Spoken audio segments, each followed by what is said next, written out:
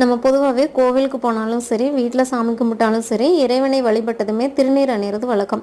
நாம் திருநீர் அணியருக்கு பயன்படுத்துகிற விரல்களை பொறுத்து அந்த பலனானது அமையும். சில விரல்களால் திருநீரை அணியும் போது நன்மைகளும், சில விரல்களால் திருநீரை அணியும் போது தீமைகளும் ஏற்படுது.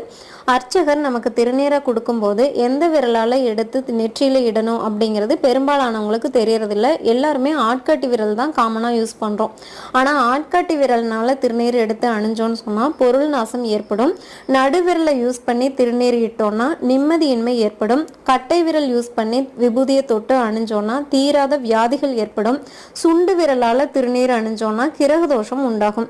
மோதிர விரலால் திருநீர் தொட்டு அணிஞ்சோன்னா மகிழ்ச்சியான வாழ்க்கை கிடைக்கும். அதே மாதிரி ஒரு சிலவங்க பார்த்தீங்கன்னா மோதிர விரல் கட்டை விரல் ரெண்டையும் சேர்த்து திருநீர் எடுத்து பூசுவாங்க. அந்த மாதிரி செய்யறது பார்த்தீங்கன்னா உலகமே வசப்படும். எடுக்க முயற்சி வெற்றி தரும்னு சொல்றாங்க.